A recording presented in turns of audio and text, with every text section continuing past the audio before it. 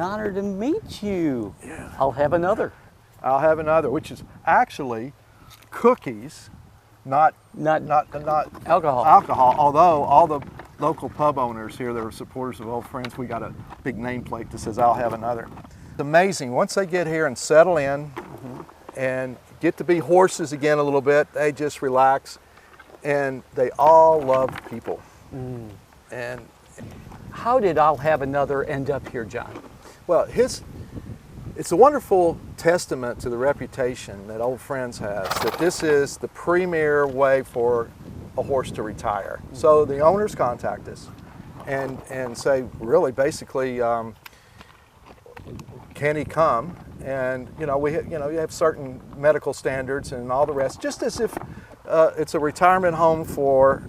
Here you go, Chuck. Oh, thank you. Just like you would Go, select buddy. a retirement home for your loved ones. Yeah. You know, and so we want to make sure they're all set, and so we have some medical protocols and so forth, and we make sure we find the right paddock, the right place, and often the right roommate, the right paddock mates.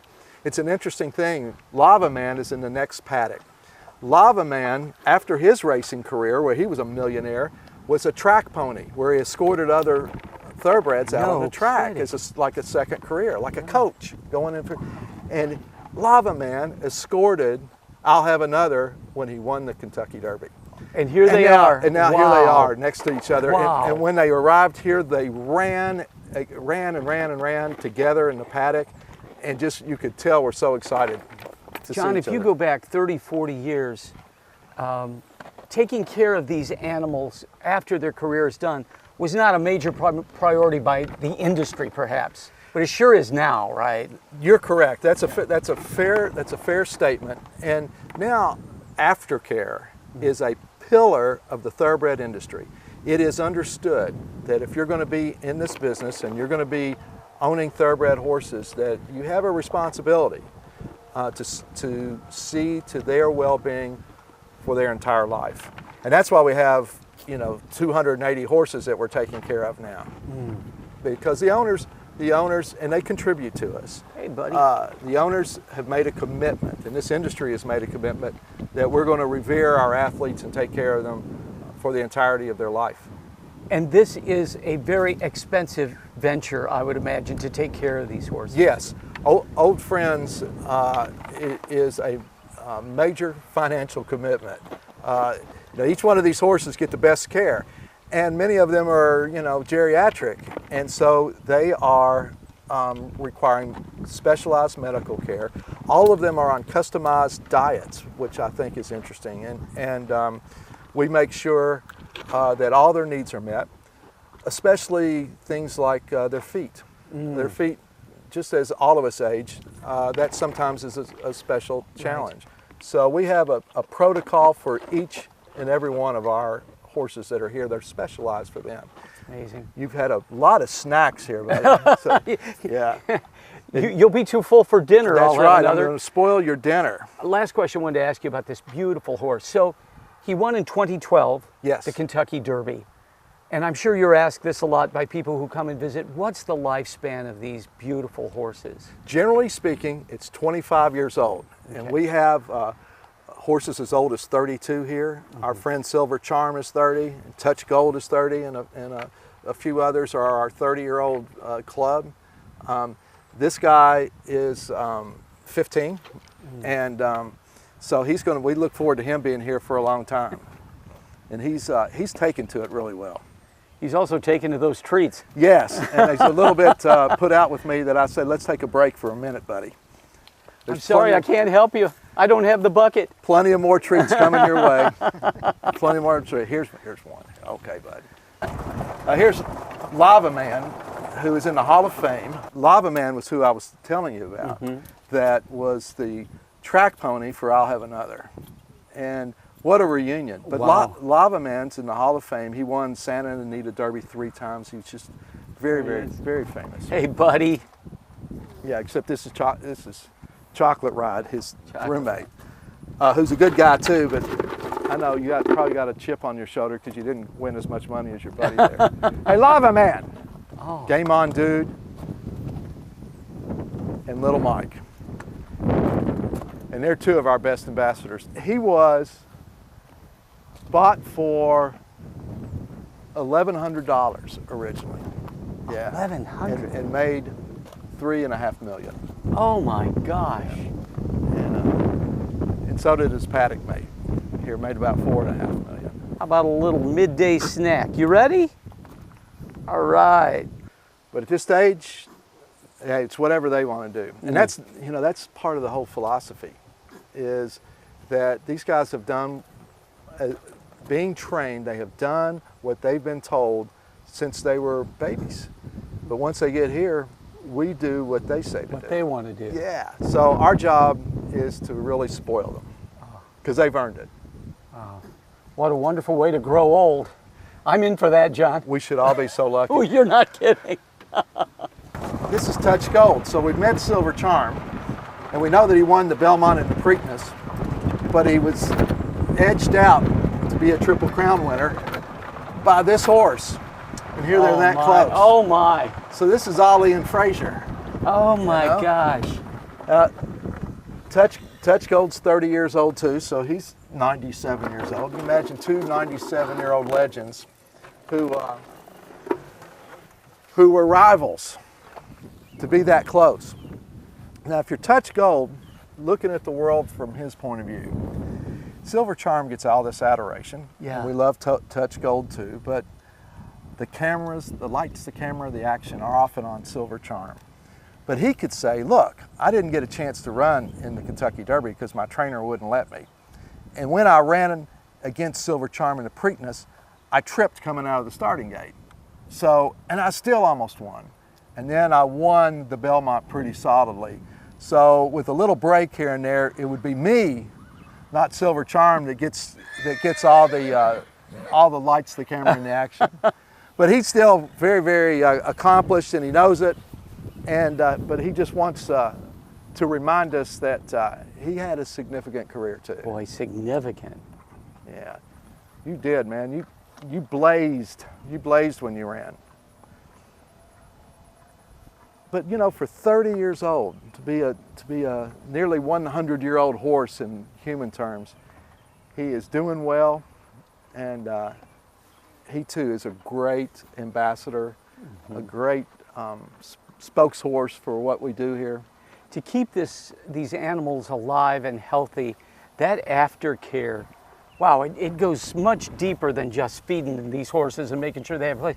It keeps these memories alive for so many people.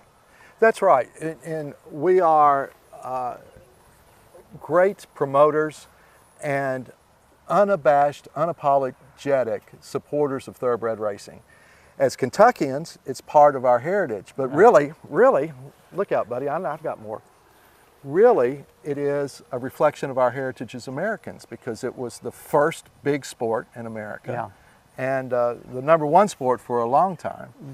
And whose horse goes fastest was something that was pretty important for a long time. And so we love celebrating the great achievements of these athletes, but also the great sport of thoroughbred racing. For the most part, pretty unpretentious, given the fact that they're all a bunch of millionaires. I think they enjoy being horses, and I think they definitely enjoy the adoration. And they're people horses, you know? And they all do a great job being ambassadors.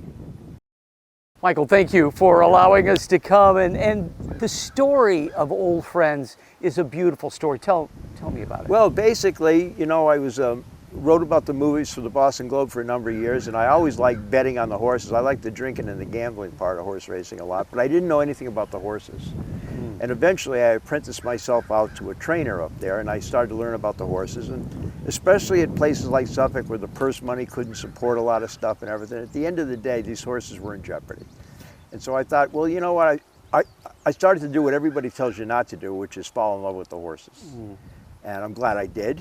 And that was the beginning of it. And I came down to Kentucky to be the operations director for a wonderful organization called the Thoroughbred Retirement Foundation. And I learned a lot from them. And then after doing that for nearly 2 years, I decided to try this as a tourist operation, because I knew from my days of covering the movies what people were like about movie stars. And I was like that around these horses. I never felt that way really about the movie stars, but I really, when I got to see the horses that our new CEO John Nicholson had over at the horse park, you know, Forgo was over there, and Bold Forbes, and then Bunnyside, all these great horses they had over there, and I saw how people were around them. I knew that if you took that idea and placed it someplace else, there's a really good chance that things would happen. Now the horses that are here, primarily where are they from? Well, primarily all over. Okay. We just brought this horse any given Saturday home from Korea. We brought 6 horses home from Japan when their breeding careers were over, including Sunshine Forever and Derby and Preakness winner Charismatic and Derby and Preakness winner Warren. They were all over in Japan. And the Japanese Racing Association and the breeders are very cooperative with us bringing them back. In fact, they got so popular that now they have an old friends in Japan. Oh my goodness. Yeah, so. And these are household names, many of them, not all of them certainly, but like Silver Charms over here. I mean, that's one of the more famous horses in history. Yes. And he's just here saying hello to people. That must be a tremendous thrill for these folks. Yes, it's a tremendous thrill for me. We live in that house and I just come out every day and he's in my backyard. I mean, he's unbelievable and he's so smart. And for every Silver Charm we get, we try to get one who's just in jeopardy, that who didn't do anything. In fact, I have one of his daughters here. Her name's Private Charm, and she was in a really bad situation with a sinus infection down in Louisiana, and she was never talented. She looks just like him, she acts just like him, she's really cool, but she had no talent in the racing department. You know, they'd open up the gate and she'd stroll out and eat grass. So you've got these, this is a very compassionate business here that you have, but it's also, for some of the horses that were really good, world-class athletes, right? I mean, in every sense of the word. It's unbelievable. It's like having Larry Bird and Magic Johnson in your yard. It's just sensational. I'm thrilled. I mean, I'm starstruck by these horses. Every day I'm starstruck. What kind of questions do you get from people about these? Well, from the bettors, you know, it's really funny because they say, well, I bet on that horse and I lost my money, or vice versa. We had a horse here named Sarava, who was who passed away last year, but Sarava was the longest shot in the history of the Belmont Stakes. He paid $142.50 for $2. Nobody thought this horse could win, including his trainer, Kenny McPeak. I don't think he thought that, even though Kenny won the Derby this year in the Kentucky Oaks, but he didn't win. The first classic he ever won was with Sarava. And a guy came here one day and he said, I walked into the track with $200. I love Sarava. I walked out with 30 grand. So Wow. he had a special attachment. Since we've been doing these Chuck's Big Adventures, Michael, we found that Indiana has a connection to every single place we've gone, including old friends with the Holman George family, right? Yes, that's a great. When Mrs. George was such an amazing human being. I never had the pleasure of meeting her in person, but when she was very sick, her family contacted us, and she had retired every one of her racehorses, which is unheard of. She had 32, 35 racehorses, and they wanted to retire them here, and we didn't have any room. So our veterinarian, Dr. Waldron, and I drove up to Terre Haute, and we went to Terre Haute, and we saw the horses, and we saw the family, and we came back, and I said, well, there's this place down here that's very much like this subdivision that has a green space we're trying to buy. And if you'll buy it for us, then we'll put the horses there, and they did. So it worked out great for her, worked out great for the horses, worked out great for us, worked out great for old friends. And she was an amazing woman. And last question, because we're going to go look at some of the horses. You are the only person that I've ever known in my life, and quite possibly the only one in the world with millionaires buried in your backyard. That's true. I tell my wife, we live in that house over there. And I told her, when I die, get me cremated, throw my ashes out the back, just don't put my lifetime earnings on the side. Who are some of the millionaire horses that we have that are buried here? Well, Precisionist, who's in the Hall of Fame. He's the last American racehorse to win a Grade 1 at 6 furlongs, 7 furlongs, mile 16th, mile and 8th mile according. He was beautiful, just the greatest guy. We have Silver Charm's mother buried here. Bonnie's Poker is buried there. We have all these horses that I remember that won a lot of races at Saratoga, like Awad and Kiri's Clown, and we have Bonaparte, who was a Louisiana favorite. And, you can always tell Bonaparte's grave because all the people from New Orleans that come out to see Bonaparte always leave Mardi Gras beads on his grave. My. So there's always that. And when I walk around that cemetery, aside from feeling a little bit sad, the amazing thing is that each one of these horses, whether they ended up winning the Derby or the Preakness or the Breeders' Cup or the Dubai World Cup, or whether they didn't win anything, they all have great stories. There is, for some reason, this amazing link between humans and horses. And really, maybe a dog, yeah, but not like this. This is a different type of relationship. Do you see that? Oh, absolutely. I mean, I'm in love with Silvertron. My sister got mad at me because in my house I only have pictures of Silvertron. I don't have pictures of my son or my grandson. My sister objected, and I said, you know, I know what you people look like. I said, and everybody knows he's my favorite. You know, they're waking up every day and feeding him his Mrs. Pasture's crumbs because he's only got 4 teeth left. Is one of the thrills of my life. And when I have to leave to do something and I'm gone for a day or two, I get homesick for him, and it's like the greatest gift I've ever received in my life. Oh, awesome.